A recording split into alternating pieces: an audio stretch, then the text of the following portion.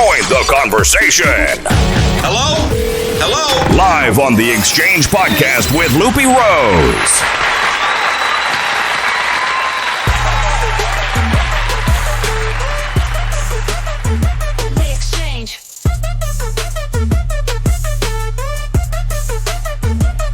Welcome to the Exchange. Let the truth ignite.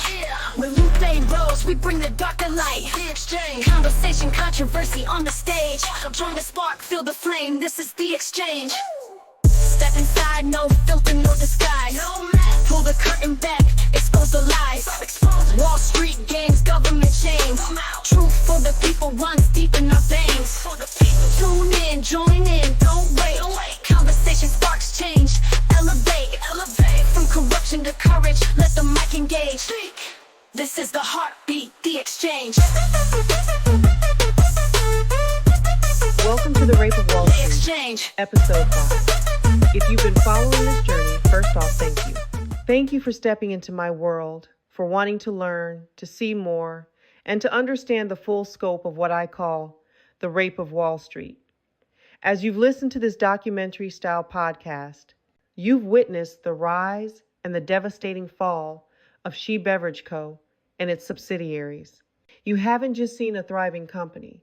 You felt the pain of having something precious stolen from you, shattered with no regard. I hate government corruption with every fiber of my being. But no matter what I say or do, I realize I can't change the narrative of this country overnight. It's no surprise why our nation feels divided, why battles rage in our neighborhoods, workplaces, social media, even inside government halls. The primary reason I created this podcast was to educate people about my experience, the hate crimes, the corporate bullying that left me shattered, the moments when I honestly didn't know how I could get back up. Imagine a boxer, knocked down again and again, fighting in the rain when every blow threatens to keep you down for good. That's what this has been like. But here I am, still standing, still fighting, and I hope that you, my listeners, will not only hear my story, but join the fight. Recognize the corruption, the manipulation, the way these powerful institutions beat people down, strip away their dignity, and try to erase their truth. By now, you've heard 6 episodes of The Rape of Wall Street, a story about a thriving business, once poised for Wall Street, with a $253 million valuation, destroyed by an agency so corrupt it judged me unworthy, not because of evidence, but because of the color of my skin, how I speak, how I look, my background. Right now, my only goal is to prove my innocence, to show the world what it feels like to be robbed, your name dragged through the mud, your reputation shattered. I don't know if I'll ever heal from this or what the future holds, but I'm here. I'm fighting. In this episode, I'm laying bare where I am in this battle, why I've been silent, and why I refuse to stay quiet any longer. I was told not to speak about this case, but I don't care anymore. They buried me, they lied. They manipulated files, distorted financials, and spread false stories in public and press releases. They destroyed my credit, sabotaged my ability to get jobs, tried to make me invisible. They want to see me homeless. They want to see me broken, but I'm still here. Today, I share with you testimony from Jennifer Schulp before the U.S. House Committee on Financial Services, exposing the SEC's overreach and why reform is desperately needed. I want you to understand the power this agency wields and the damage it can do when left unchecked. This civil case is now moving to the Ninth Circuit Court of Appeals, and if it doesn't end there, it will go all the way to the Supreme Court. We tried to recuse the judge for bias, for blocking evidentiary hearings, for denying our right to expose the SEC's crimes. We paid $80,000 for an independent audit by a PCAOB auditor proof of our legitimate finances and thriving subsidiaries like She Beverage Co. But none of that was allowed in court. They labeled real companies as shell corporations to hide supposed theft. The truth was silenced. This is my story. This is my fight. Let's dive into episode 5. The U.S. capital markets stand as the backbone of American innovation and prosperity, the largest, deepest, and most liquid in the world. They fuel opportunity, drive economic growth, and secure the futures of millions of households. In an ideal world, regulators like the Securities and Exchange Commission exist to protect investors while fostering competition, innovation, and trust. But the last few years have painted a darker picture. The SEC has abandoned these principles, pursuing an unchecked and often unlawful agenda that threatens the very foundation of our markets. Their actions create uncertainty, stifle growth, and limit the freedom investors have to pursue their financial goals. This isn't just a regulatory misstep. It's a systematic dismantling of the fairness and transparency that markets depend on. Voices like Jennifer Schulp, speaking before the U.S. House Committee on Financial Services, and influential chambers across the nation have begun exposing the SEC's overreach. They reveal a commission no longer acting in the public interest, but rather as a corrupt entity wielding power without accountability. Behind the veil of regulation lurks what many don't fully grasp. The SEC operates less like an independent watchdog and more like a government-controlled mafia, an institution cloaked in legitimacy yet complicit in manipulation, deception, and control. This is the heart of the fight. Understanding the SEC's real role as a disguised arm of government power, bent on protecting entrenched interests at the expense of justice and opportunity, is essential. It is why this battle matters, not just for Loopy Rose or her story, or the story of a once thriving business like Black woman-owned She Beverages, but for every investor, every entrepreneur, every American who believes in a fair shot. In this series, we pull back the curtain on a corrupt institution that most don't see for what it truly is. This is the story of power, betrayal, and the urgent need for reform. Good afternoon, House Committee on Financial Services, Subcommittee on Capital Markets. This is a hearing on SEC overreach, examining the need for reform, by Jennifer J. Schulp, Director of Financial Regulation Studies, Center for Monetary and Financial Alternatives, Cato Institute, the 20th of March, 2024. Chair Wagner, Ranking Member Sherman, and distinguished members of Subcommittee on Capital Markets, my name is Jennifer Schulp, and I am the Director of Financial Regulation Studies at the Cato Institute Center for Monetary and Financial Alternatives. The views I express in this testimony are my own and should not be construed as representing any official position of the Cato Institute. I thank you for the opportunity to take part in today's hearing entitled SEC Overreach, Examining the Need for Reform. It is often said that the U.S. financial markets are the largest, deepest, and most liquid in the world. Regulatory decision-making by the Securities and Exchange Commission, SEC, or Commission, whether in the form of promulgating rules, providing guidance, or bringing enforcement actions, directly impacts those U.S. securities markets. The Commission's reach is vast. It oversees the annual trading of approximately $118 trillion in U.S. equities markets, $2.8 trillion in exchange-traded options, and $237 trillion in fixed income markets. Disclosures and financial statements of more than 5,000 exchange-listed public companies with an aggregate market capitalization of $51 trillion are subject to SEC regulation and review. The SEC regulates the activities of more than 29,000 registered entities, including investment advisors, broker-dealers, and investment companies, who employ at least 1 million individuals. And the SEC oversees 24 national securities exchanges, 9 credit rating agencies, 7 registered clearing agencies, the Public Company Accounting Oversight Board, and the Financial Industry Regulatory Authority, among other non-governmental organizations. The impact of the SEC's regulation is felt by everyday Americans. As of 2022, 58% of American families held stock, an all-time high, and a wider range of Americans, younger, less wealthy, and more diverse, have been entering the markets in recent years. While the stock market and the economy are not one and the same, the ability of individuals and entities to raise capital to grow and support their businesses, and the ability of individuals and entities to invest in others' businesses is the backbone of American economic growth. Importantly, stability and predictability are important to the functioning of these capital markets. This is all to say that the SEC is important. The regulation that it undertakes impacts entrepreneurs and investors and employers and employees, both at home and abroad.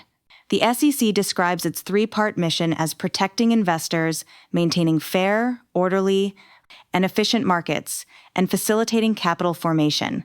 This is a complicated mission, and it is one that cannot be, and is not intended to be, carried out without accountability to elected officials and input by members of the public, especially those who are impacted by the Commission's regulatory decisions.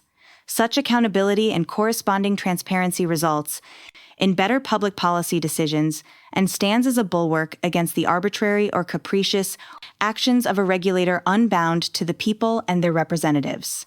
As SEC Commissioner, Mark Ueda recently opined, when a regulator can, without practical limitation, promulgate, interpret, and enforce rules and guidance, including retroactively, the temptation to be arbitrary in the exercise of administrative power and enforcement can be great. The SEC, however, falls short of this ideal. As described, the Commission would benefit from reforms aimed at increasing the accountability and transparency of the agency to lawmakers and the public, ensuring adequate input and analysis to improve agency rulemaking, and holding the agency to high standards in the exercise of its functions. This discussion is not meant to be exhaustive. Undoubtedly, there are structural or procedural reforms that the SEC could undertake to increase its effectiveness or decrease its costs. And there are also reforms that I would recommend to the agency's prioritization of resources, in addition to changes to substantive law or regulation, to better meet the Commission's mission and support the choices of individuals using the securities markets. Instead, this discussion focuses on highlighting specific areas for reform that will improve the Commission's accountability, responsiveness, and competence, regardless of the substance of the policy agenda that the SEC's chairman pursues. Increasing accountability and transparency of the SEC to lawmakers and the public. The SEC may be an independent agency, but that distinction does not grant it special privileges with respect to oversight by Congress or an exception to the basic constitutional protections that ensure governmental accountability to the people. Congress's ability to conduct oversight over the executive branch is inherent in its legislative powers enumerated in the U.S. Constitution. Such oversight is a critical mechanism to ensure transparency, accountability, and the proper functioning of the federal government within a system of checks and balances.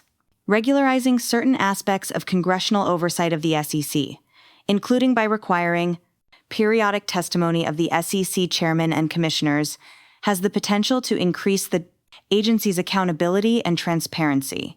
As it currently stands, many SEC offices are required to submit periodic reporting to Congress, including the Office of the Advocate for Small Business Capital Formation, the Office of the Investor Advocate, and the Inspector General.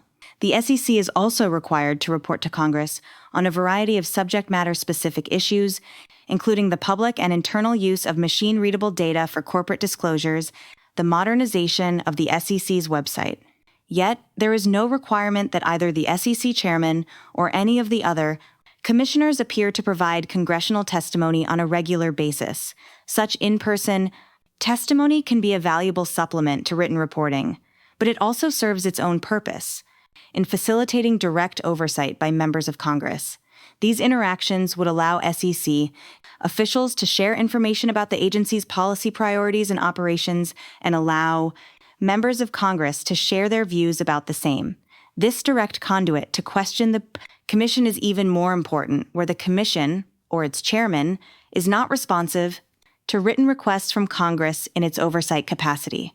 Such a requirement may not be necessary where there is a strong custom in favor of regularly calling the SEC chairman and commissioners to appear to provide testimony, Congress. However, where regular periodic testimony is not customary, For whatever reason, a statutory mandate can serve to regularize and depoliticize the fact of congressional oversight of the Commission. Requiring an agency head to appear for regular testimony before Congress is hardly unheard of. In the context of financial regulation, the most obvious example is the biannual testimony of the chairman of the Federal Reserve Board of Governors, required by the Full Employment and Balanced Growth Act of 1978, also known as the Humphrey-Hawkins Act.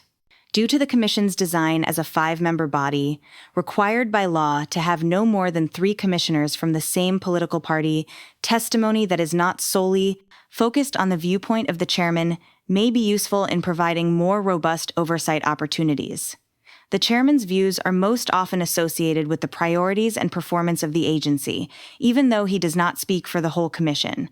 For example, the chairman sets forth a strategic plan for the agency, but, as the plan discloses, it sets forth the chair's vision for the next 4 years, and may not necessarily represent the views of all of the commissioners. Hearing the viewpoints of the other commissioners, particularly the minority commissioners, can assist in ensuring that the commission retains some level of political balance or political moderation that was intended by requiring the commission to be bipartisan. In addition to the direct oversight opportunities created by periodic congressional testimony by SEC commissioners, there are several areas of additional institutional reform that would create conditions to increase the SEC's accountability and transparency. Okay, guys, stay with me. Pay attention. I know it's a little choppy because we are serving you a lot of knowledge in this testimony. Shit is about to get real, but let's keep going.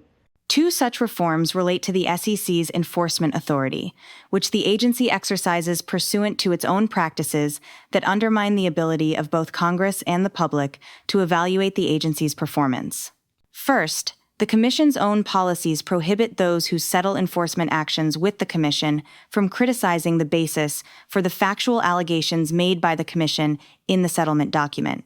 This lifetime gag order, which SEC Commissioner Hester Pierce describes as unnecessary and undermining regulatory integrity, is not just a problem for the First Amendment rights of those who are settling with the SEC.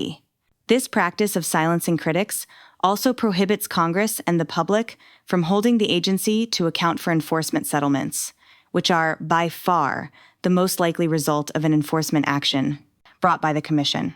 Second, the SEC's use of administrative law courts similarly raises issues with the agency's accountability. The ability of the SEC to bring actions in its own administrative courts rather than in Article III judicial courts has expanded over time. A host of constitutional issues raised by the SEC's use of administrative courts is under consideration by the Supreme Court in SEC verse. Jarkissi.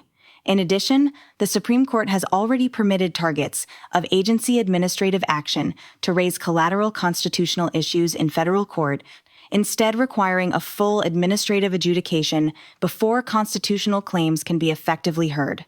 But setting aside the technicalities of the constitutional questions, the agency's use of administrative courts denies defendants and the public more generally the accountability provided by independent judicial courts, requiring the SEC to prove its case under the same standards that apply in other civil enforcement actions brought by the government in judicial courts brings the same level of accountability and transparency to agency actions. Ensuring adequate input and analysis to improve SEC rulemaking as noted above, the rules that the SEC promulgates directly impact the economy, providing the rules by which entrepreneurs and investors exchange capital. Because rulemaking occurs outside of the legislative process at the SEC and other administrative agencies, Congress provided the framework by which such rulemaking must occur in the Administrative Procedure Act, APA. Importantly, the APA, among other things, provides for public participation in the rulemaking process and sets forth the basic standards that a rule must meet to survive judicial review. Although the SEC, as an independent agency, is not subject to certain executive orders regarding rulemaking, the agency is subject to the APA. The Commission, however, has a mixed record, at best, when complying with the requirements and spirit of the Act. Within the past couple of years, The SEC has been found to have acted arbitrarily and capriciously within the meaning of the APA, or otherwise exceeded its statutory authority, in its administrative actions on multiple occasions, including in Chamber of Commerce versus SEC, Institutional Shareholder Services Incorporated v. SEC, and Grayscale Investments, LLC versus SEC. Multiple recently finalized SEC rules are being challenged on the same grounds. When adding these challenges to the SEC's long history of seeing rules overturned by courts, including in Business Roundtable versus SEC and Chamber of Commerce versus SEC, it makes sense to consider whether the SEC rulemaking process is in need of reform. Moreover, the Commission has often strayed from the preferred method of rulemaking for creating agency policy, relying inappropriately on agency guidance and enforcement actions to create new regulation. Staff Accounting Bulletin 121, which the U.S. Government Accountability Office found constituted a rule for the Congressional Review Act because it meets the definition of a rule under the APA, is a prime example of relying on informal agency guidance to issue definitive interpretative guidance for a very specific, very limited number of public companies. SAB 121 is far from the only example, however, of the SEC using interpretative guidance to have the broad force of a regulation without having gone through the notice and comment process. Similarly, on the enforcement front, the SEC routinely touts its success in charging first-off-their-kind cases and bringing significant actions to protect investors in new and emerging areas, including cases charging misconduct involving cyber issues and crypto securities. While not all first-of-their-kind cases are inappropriate, the Commission should not champion leading with enforcement when addressing novel applications of existing rules. This has been a particular problem with respect to the SEC's treatment of digital assets, but the problem is not limited to crypto. And the problem is compounded by using the SEC's limited enforcement resources, which are already strained to carry a much heavier load by creating policy, rather than simply enforcing existing laws and regulations. Both informal guidance and enforcement produce less certain and less clear rules for market participants, and can result in unfair treatment of such market participants, undermining public trust in the agency. Just as importantly, pursuing these pathways, rather than notice and comment rulemaking, decreases the quality of the regulation by preventing public input about the policy being advanced. While not all agency guidance must go through formal rulemaking, the Commission must more rigorously evaluate whether informal agency action through guidance or enforcement is creating de facto rules. And if so, the Commission should subject such rules to formal notice and comment rulemaking. Quality rulemaking under the APA relies on two key tenets: public input and robust agency analysis. The Commission's track record on both dimensions suggests that reform may be useful to improve the quality of the agency's rulemaking. Public input is vital to crafting quality regulation. Public input is at the heart of the APA's design for federal agency rulemaking. The most well-known process for soliciting such public input is the APA's notice and comment rulemaking process, through which an agency proposes a rule and provides an opportunity for public comment that must be considered in the agency's decision to finalize the rule proposal.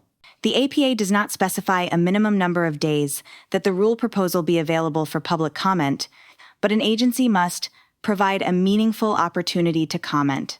Federal executive guidance generally considers 60 days to be the minimum time for public comment, although the SEC, as an independent agency, is not bound by this guidance. The SEC, however, prior to the current chairman, by and large, allowed 60 days for public comment on rule proposals. In contrast, the current SEC has simultaneously advanced a more aggressive rulemaking agenda, putting forth more rule proposals more quickly and provided less opportunity for public comment on such rules.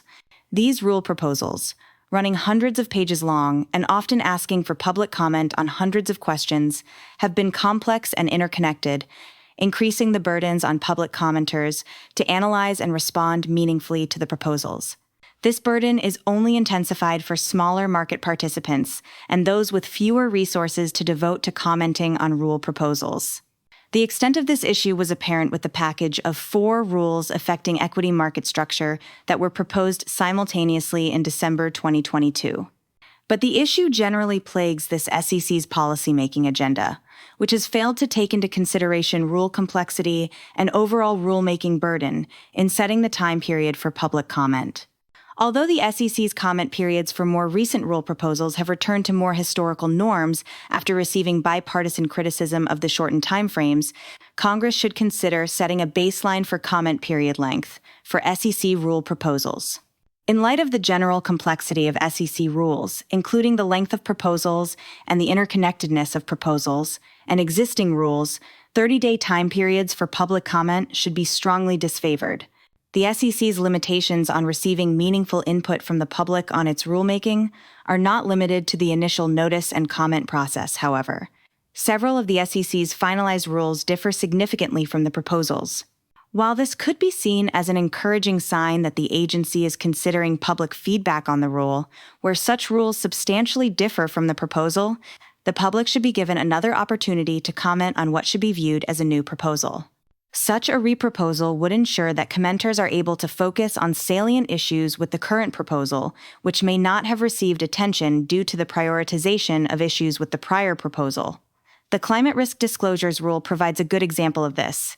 The original proposal ran to more than 90 pages and sought comment on more than 200 individual questions. 41, it is more than reasonable to expect that commenters would focus on particular issues.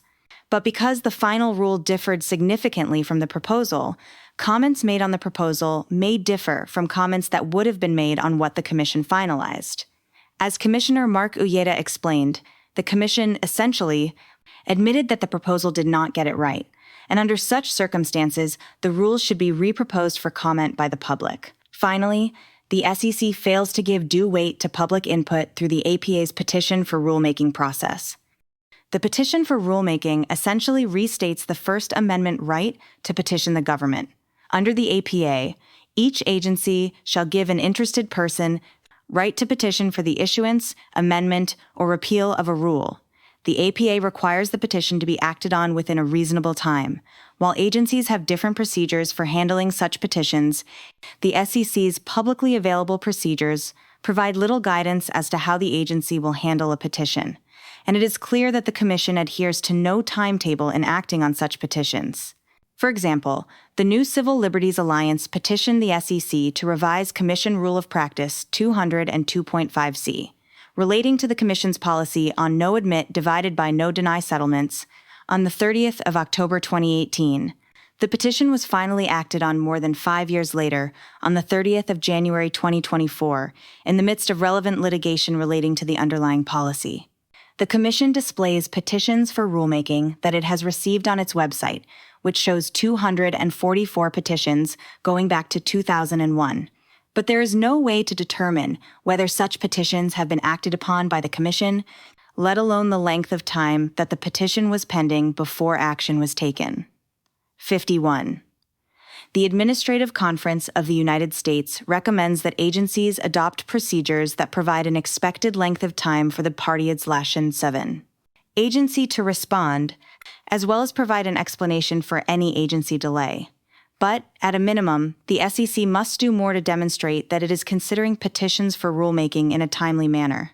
The SEC must engage in robust analysis of a rule's costs and benefits. The APA requires the SEC to weigh, and where possible, quantify, the costs and benefits of a proposed regulation. A series of court decisions more than a decade ago confirming that the SEC must undertake a quantitative cost-benefit analysis led to the Commission establishing its own guidance for economic analysis in SEC rulemakings. Despite this internal guidance, however, the Commission continues to have rules invalidated by courts on the basis of an inadequate assessment of a proposed regulation's costs and benefits. Moreover, the SEC's economic analyses often fail to account for costs associated with the rule, while weighing quantified costs against speculative benefits. This is particularly apparent where the SEC has made interconnected rule proposals, but does not analyze the impact of either costs or benefits of each proposal on the other. Requiring a robust cost-benefit analysis forces the agency to show its work in determining that a regulation is justified. Weighing such costs and benefits is not foreign to the SEC, which is required to analyze, among other things, the impact of its rule proposals on the Commission's mission to protect investors, promote efficiency, competition, and capital formation, the burden a rule proposal places on competition, and the proposed rule's economic impact on small entities. A clear legislative requirement for the Commission to provide an evidence-based articulation of how and why the benefits of a proposed rule exceed the economic costs thereof, rather than reliance on the agency's internal guidance, which has no legal force and can be changed, may assist in shoring up the duty that exists under the APA to quantify, to the extent possible, the costs and benefits of the rule. It's important to note that the Commission's own aggressive rulemaking agenda may be contributing to an inability to perform robust analysis of proposed rules. The Commission requested 10 new positions for fiscal year 2024 its Division of Economic and Risk Analysis, to directly support the Commission's rulemaking agenda. This suggests that the Commission lacks adequate staff conduct cost-benefit analyses, despite their own best efforts. The question of whether the Commission has adequate staff to address its aggressive rulemaking agenda affects more than economic analysis. As the SEC's Inspector General noted, the heavy rulemaking agenda can also increase the risk of errors because it potentially, 1, limits the time available for staff research and analysis, and 2, increases litigation risk. Finally, the SEC should also increase its use of retrospective rule reviews, particularly where the agency finalizes a rule based on benefits or costs that it has deemed difficult to quantify. A regularized process for revisiting some subset of the Commission's rules that, at a minimum, presents public findings would ensure the Commission's, as well as the public's, evaluation of whether such rules are functioning as intended. It would also allow analysis as to whether the rule is justified by reviewing actual rather than predicted costs and benefits. Holding the SEC to high standards in the exercise of its functions separate and apart from its rulemaking functions, the SEC has struggled with its own cybersecurity and information technology functions. As the SEC's Inspector General has recognized, cyber risks are growing, and cyber attacks targeting critical infrastructure, including financial services, could affect entire systems and result in catastrophic financial loss. Individuals or groups with malicious intentions attempt to intrude into agency systems to obtain sensitive information, commit fraud and identity theft, disrupt agency operations, or launch attacks against other systems and networks. Even in the absence of those intentions, inadequate safeguards can lead to the unauthorized disclosure, modification, use, or disruption of information that can compromise the integrity of agency operations. Therefore, the SEC must continue to take steps to safeguard the security, integrity, and availability of its information systems and sensitive data.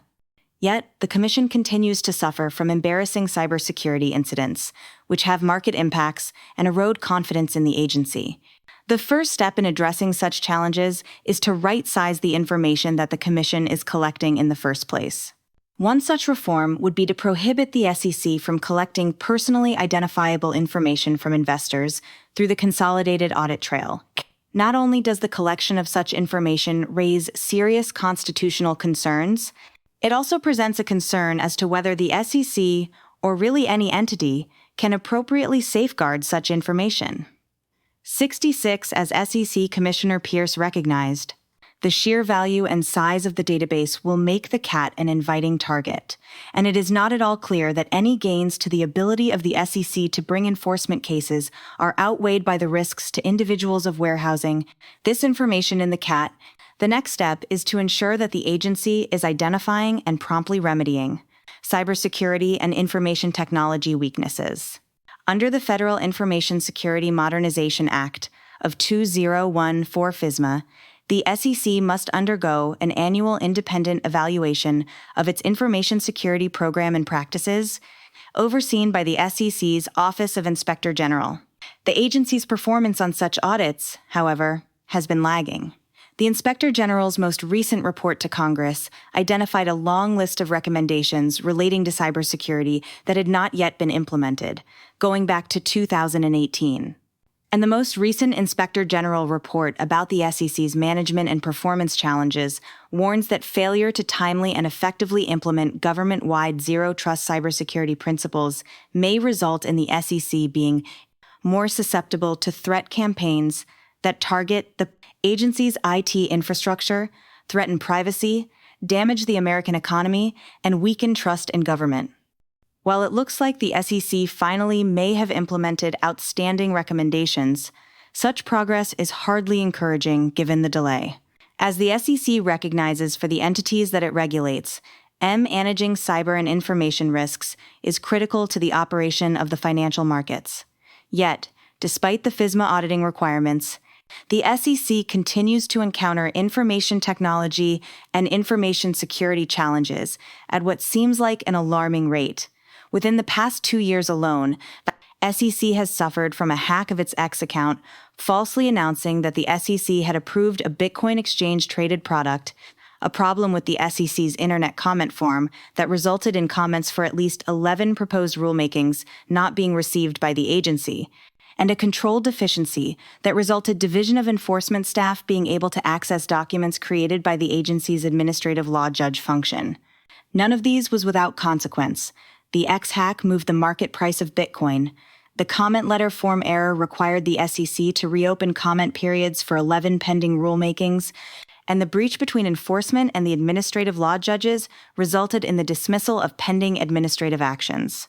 Based on these problems, as well as issues identified by the SEC's Inspector General, it does not appear that the agency holds itself to the same standards that it imposes on the entities that it regulates. Thank you for the opportunity to provide this information about the need for reform at the SEC, to increase agencies' accountability and transparency, to ensure adequate input and analysis on agency rulemaking, and to hold the agency to high standards in the exercise of its functions. I welcome any questions that you may have. And although this information is extremely informative and gives you additional information on how the SEC needs reform, I have recently authored a bill I am lobbying and sharing with Congress to force its enactment, the Corporations and Small Business Protection Bill. The purpose of the Corporation and Small Business Protection Bill is to ensure the safety and well-being of corporations and small businesses engaged in fundraising, going public, or aspiring to go public. On September 8, 2011, President Obama initiated the American Jobs Act for many reasons, however. Corporations and small businesses are still experiencing unjust attacks on the corporations and small businesses attempting to go public by the Securities and Exchange Commission, challenging the implementation of the American Jobs Act. This Corporations and Small Business Protections Bill begins with advancing the protections in the American Jobs Act. The President's plan includes administrative, regulatory, and legislative measures, including those developed and recommended by the President's Jobs Council to help small firms start and expand. This includes changing the way the government does business with small firms. The administration will soon announce a plan to accelerate government payments to small contractors to help put money in their hands faster. The President is also charging his CIO and CTO to within 90 days stand up a one-stop online portal for small businesses to easily access government services. As part of the President's Startup America initiative, the administration will work with the SEC to conduct a comprehensive review of securities regulations from the perspective of these small companies to reduce the regulatory burdens on small business capital formation in ways that are consistent with investor protection, including expanding crowdfunding opportunities and increasing many offerings. Finally, the President's plan calls for Congress to pass comprehensive patent reform, increase guarantees for bonds to help small businesses compete for infrastructure projects, and remove burdensome withholding requirements that keep capital out of the hands of job creators. The bill aims to safeguard entities with investors other than public shell companies, promote fairness in transactions, disclose relevant market information, and prevent the dissemination of false information or false accusations. It also seeks to combat investor fraud, extortion, unfounded narratives, and the making of public statements about crimes that have not been committed or proven by the Securities and Exchange Commission or other government agencies. Additionally, the bill aims to shield companies from false whistleblowers, enemies, and hate crimes while providing necessary resources from the Securities and Exchange Commission, SEC, through the funding of existing SEC initiatives, paid for by the funds also raised by the Securities and Exchange Commission. The bill has been presented to Congress for the purpose of overseeing the SEC, securities exchanges, securities brokers and dealers, investment advisors, and mutual funds. Its objective is to promote fair dealing, disclosure of important market information, and the prevention of fraud and hate crimes originating within the Securities and Exchange Commission, the Department of Justice, the Internal Revenue Service, and the FBI. The goal of the Corporation and Small Business Protection Bill is to hold the U.S. Securities and Exchange Commission and other government entities for their strategic plan under the Government Performance and Results Act Modernization Act of 2010. Its purpose is to protect the mission, vision, values, and strategic goals of corporations and small businesses when they go public, without any interference. It also ensures equal treatment for all businesses. The bill provides an overview of the SEC's environment, outlines the strategic objectives the Commission aims to achieve, presents the strategies and initiatives to accomplish these objectives, and lists the performance goals to measure the agency's progress. The primary objective of the Corporation and Small Business Protection Bill is to establish a regulatory environment where the Securities and Exchange Commission's mission can be achieved and sustained without any pay-to-play system. Under this proposed legislation, the SEC will implement protective regulations for corporations and small businesses funded by the Commission, aimed at bringing fairness and investigative powers between government entities such as the Securities and Exchange Commission, the Internal Revenue Service, the Federal Bureau of Investigations, and the Department of Justice, ensuring equal treatment for corporations and small businesses. Similarly, any corporation or small business will have the right to request a subpoena or a written order to compel a government organization to provide testimony on a specific subject, whether before court or in other proceedings. The corporation or small business can subpoena documents, engage in discovery, conduct interviews, and request information from any of the government entities to ensure that the government agencies are not using exaggerated claims or suggestibility as their narrative. The purpose is to ensure the protection of corporations and small businesses and prevent any witch hunt narrative. With this bill in effect, public allegations nor charges cannot be brought without proven results. Moreover, the Corporations and Small Business Protection Act aims to ensure fairness by prohibiting government entities from using suggestive interviewing techniques, preventing overzealous prosecutors, and countering a gullible press. The Securities and Exchange Commission, SEC, is a U.S. government oversight agency responsible for regulating the securities markets and protecting investors. Established in response to the stock market crash of 1929 and the Great Depression, the SEC works to prevent and address securities violations. The SEC has the authority to bring civil actions against offenders and cooperates with the Justice Department on criminal cases. In certain situations, when a corporation or small business is unable to defend itself or pay imposed fines by the SEC may conspire with the Department of Justice to impose charges. The Corporation and Small Business Protection Bill aims to expose any abuses of power by the Securities and Exchange Commission and protect and defend financially vulnerable businesses. It upholds the principles of entrepreneurship and free enterprise in the United States, allowing small businesses to hire, innovate, grow, and strengthen local economies and communities without interference from a government that may have ulterior motives. Any business or corporation will have the ability to access the same resources as the Securities and Exchange Commission, enabling them to protect investors, company growth, combat false narratives, witch hunt narratives, enemy whistleblowers, and any unwarranted fines imposed by the SEC that could hinder a corporation or small business's funding resources. The U.S. Securities and Exchange Commission, SEC, obtains substantial monetary sanctions each year for violations of federal securities laws. Enforcement actions often require wrongdoers to disgorge ill-gotten gains, pay civil monetary penalties, and provide interest.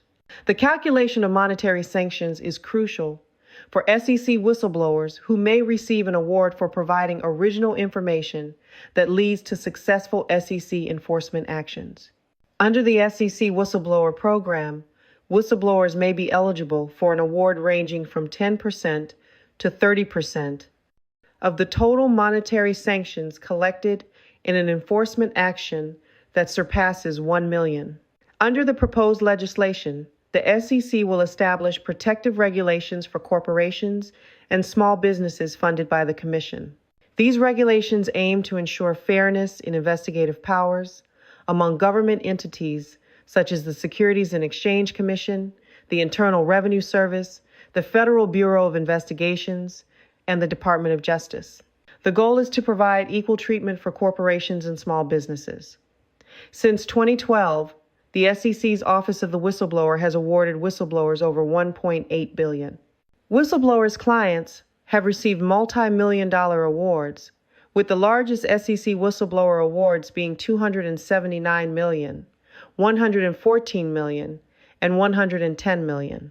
The Corporation and Small Business Protection Bill proposes the transfer of whistleblower funds from individual whistleblowers to a separate funding account. This account will provide financial resources to corporations and small businesses to challenge baseless allegations or false narratives encouraged by the Securities and Exchange Commission. Additionally, the bill aims to support companies in their journey to go public, offering education and guidance to mitigate potential violations or crimes. The bill prioritizes promoting company stability and growth rather than resorting to closures and excessive fines. If a whistleblower is primarily concerned about reporting true crimes without seeking any reward or compensation, it will help eliminate any instances of hate crimes motivated by financial gain. We urge elected officials to uphold the basic rights of founders, entrepreneurs, and small business owners who aspire to achieve the American dream, fundraise, and contribute to the growth of the American economy. These rights include the right to a competitive and available workforce, supported by policies that address the labor shortage and prioritize reform within the Securities and Exchange Commission, Department of Justice, and Internal Revenue Service. Furthermore, small businesses should be able to operate free from government interference. Excessive regulations that limit business owners' freedom and flexibility hinder their ability to run and expand their companies, hindering their capacity to serve customers effectively. The Corporation and Small Business Protection Bill, once enacted, will safeguard businesses from frivolous lawsuits and prevent Securities and Exchange Commission, Department of Justice, and Internal Revenue lawsuit abuse. This bill will establish an allocated interest-bearing account funded by the Securities and Exchange Commission to support businesses targeted by the SEC, Department of Justice, or the Internal Revenue Service. It will also address any discrepancies presented by the Securities and Exchange Commission to uneducated business owners wishing to go public. Additionally, it will allow a 180-day grace period to rectify any unknown Securities and Exchange Commission violations without incurring extortionate financial penalties or involving the Department of Justice or the Internal Revenue Service. This protection will maintain the implied covenant of good faith and fair dealings. As business owners have the right to be rewarded for their hard work, the promise of profit incentivizes entrepreneurial efforts and sustains business operations. The government should not dictate how corporations or small businesses invest, direct, or distribute their hard-earned rewards.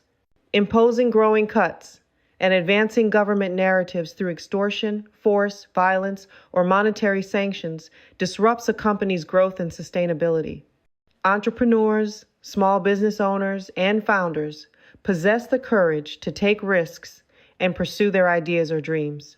Policies, rules, and regulations that undermine competition and erode the free enterprise system threaten the risk-reward proposition that drives innovation, growth, and the betterment of society. To address a broken government system, or shakedown policies, the Corporations and Small Business Protection Bill empowers corporations to challenge and sue entities such as the Securities and Exchange Commission. This provision allows any corporation or small business seeking to fundraise through an IPO to challenge these entities if their fundraising efforts are unjustly disrupted, dismissed, or halted. The corporation has the right to pursue financial compensation for exaggerated, unfair investigations, hate crimes, discriminatory acts, false accusations, and any other actions that disrupt its operations without valid cause.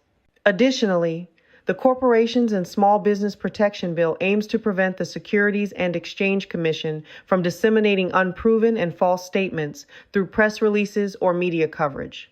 The intent is to ensure that any declarations made by the Commission are accurate and credible, free from any deliberate or deceitful motives. Likewise, the Securities and Exchange Commissions will not be able to influence, manipulate, or mislead the public until a conclusive guilty verdict is reached beyond a reasonable doubt. A criminal case's guilty verdict indicates that the jury has determined the person's guilt with certainty. Therefore, unless all involved parties agree, no public disclosures should be made once the Securities and Exchange Commission or any other agreed settlement has been adequately addressed. This provision aims to prevent defamation, which may harm an individual's reputation through slander, libel, or any other means by the Securities and Exchange Commission, the Department of Justice, the Internal Revenue Service, or any system that could hinder a corporation or small business. The Corporations and Small Business Protection Bill also calls for a reform in permanent executive bans. The bill is seeking to reform the executive ban in which the Securities and Exchange Commission will implement a fair civil penalty for all executives previously banned from holding an executive seat on a publicly traded company. The aim of this bill is to seek assistance from the government in the development of an executive rehabilitation program or an understanding of executive offenses program. It proposes a policy change for offense violations, wherein the first offense of breaking any known or unknown laws would result in a probationary sentence. For the second offense, a more serious fine would be imposed, and the executive would be removed from their position for a year. Finally, a permanent ban will be imposed for a third violation. The Securities and Exchange Commission often imposes bans on executives, considering their ability to pay fines. In some cases, permanent bans are included in a bifurcate settlement, wherein a case is divided into two stages for trial. The first stage determines liability or guilt, while the second focuses on damages or punishment. The executive ban may be imposed whether or not an executive has admitted guilt or been found guilty of criminal behavior. In situations where a company is already publicly traded, there may be an executive ban for a short time or a specific time frame. On the other hand, pre-IPO executives are sometimes permanently banned for violations they were unaware of, or if they have not yet entered the publicly traded sector. This reform aims to provide a second chance initiative for business owners or executives looking to rebuild a publicly traded company, especially in cases of low-level offenses or oversights. It allows executives to resume their work and contribute to the company's growth. Finally, the Corporations and Small Business Protection Bill aims to establish a program called the Small Business and Protections IPO course, which will provide training for business entities seeking to go public. This educational course, offered by universities, vocational education systems, or paid consultants, will equip future companies with extensive knowledge of the laws governing IPOs. By participating in this course, businesses will not only gain a comprehensive understanding of the requirements for going public, but also ensure compliance with all regulations. This will prevent any potential violations and promote fair business practices, eliminating the excuse of ignorance in case of any Securities and Exchange Commission infringements. Moreover, The Securities and Exchange Commission will closely monitor this course to guarantee adherence to all applicable laws. The program will require a standard fee of $10,000 for a 3-month accelerated CASPB course. Each enrollee's education system of choice will contribute $4,000, which will be deposited into an interest-bearing account under the name of the Corporations and Small Business Protections Bill. This account will be monitored by the Securities and Exchange Commission and will serve as a fund for future litigation assistance to any corporation or small business required to litigate under the Securities and Exchange Commission's guidelines. The program's literature will focus on the rules and regulations of the Securities and Exchange Commission, as well as the processes of direct listing, reverse merger, and IPO. The U.S. Securities and Exchange Commission, SEC, and the Financial Industry Regulatory Authority, FINRA, play crucial roles in regulating the financial services industry in America. Their primary objective is to ensure fair and orderly financial markets and protect investors. The Corporations and Small Business Protection Bill aims to enroll businesses in the fair and orderly protection clauses established by these regulatory entities. Author: Loop Rose for a Better Economic and Fair Securities and Exchange Commission Reform. The program's literature will focus on the rules and regulations of the Securities and Exchange Commission, as well as the processes of direct listing, reverse merger, and IPO. The U.S. Securities and Exchange Commission, SEC, and the Financial Industry Regulatory Authority, FINRA, play crucial roles in regulating the financial services industry in America. Their primary objective is to ensure fair and orderly financial markets and protect investors. The Corporations and Small Business Protection Bill aims to enroll businesses in the fair and orderly protection clauses established by these regulatory entities. Author: Loop Rose for a Better Economic and Fair Securities and Exchange Commission Reform. Join our fight against the SEC, DOJ, and FBI. It's time to hold these institutions accountable and expose their corruption, collusion, and detriment to American businesses. Let's rebuild the stability of the SEC and reform its economic powers. Stay tuned to episode 6, where we continue to share the rise and growth and provable expenses of She Beverage Company and its subsidiaries. You're listening to Loopy Rose on the Exchange.